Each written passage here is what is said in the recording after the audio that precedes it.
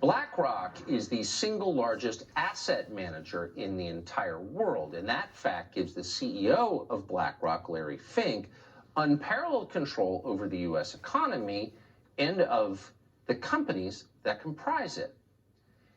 That's a pretty significant fact, given that Larry Fink has a political agenda that's at least as aggressive as his investment strategies.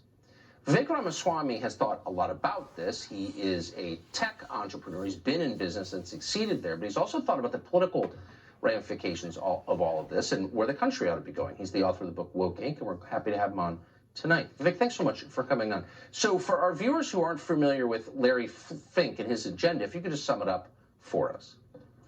Yeah, sure. So I think every American deserves to know who Larry Fink is. He is what I call the king of the woke industrial complex. As you said, he is the CEO of the world's largest asset manager. And what they do is they cause companies to bend the knee to woke orthodoxy because BlackRock says that we won't invest in your company unless you abide by these progressive standards. Or we'll dock the pay of a CEO or fire a CEO who refuses to bend the knee to woke orthodoxy.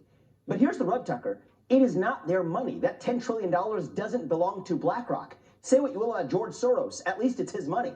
In this case, it is money that belongs to you, to everyday Americans in this country whose blood would boil if they actually knew the way their own money was being used to force a progressive social orthodoxy back onto them. That is the defining scam of our time. And I think it's high time that everyday Americans wake up to learning how their own money is being used as a weapon to advance values that they would find repugnant if they actually knew what was going on.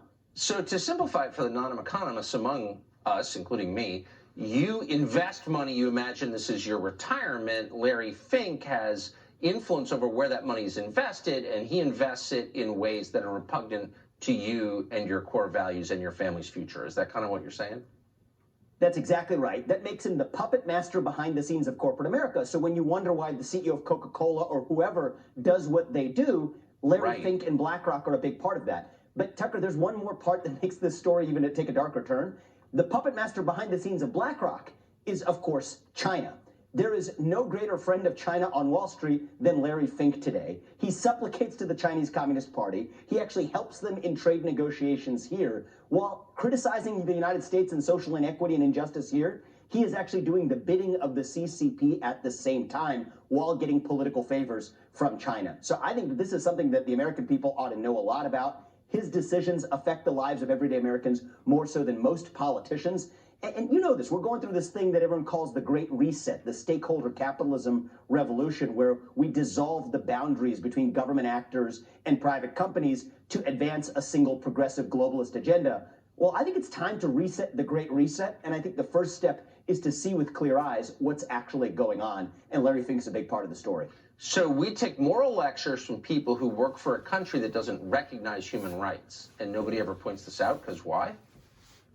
Because they build a great Chinese wall that says you can't come into the Chinese market unless you bow down to the CCP, but they roll out the red carpet if you criticize the United States. And so these guys jump to whatever tune the CCP blows on a given day by criticizing the U.S., by supplicating to China, undermining our own moral standing on the global stage, and worst of all, in the case of BlackRock, not even doing it for their own account, they're doing it on the account of everyday retirees, everyday pensioners, who really would be livid if they knew what was actually happening with their own money.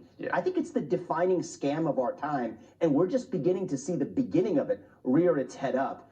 I think that there's an opportunity for a counter movement, though, Tucker. I think we need to reset that Great Reset, restore American democracy. You heard the left talk a lot about democracy. Well, part of democracy is actually giving everyday citizens a voice rather than letting elites like Larry Fink have their way by throwing their money around. Man, I mean, and I should say, you're not just a think tank guy. You're not a think tank guy. You actually have been in business your whole life, so you know what you're talking about. I hope you'll be part of whatever the solution is. Vivek, I appreciate your coming on. Thank you, Tucker.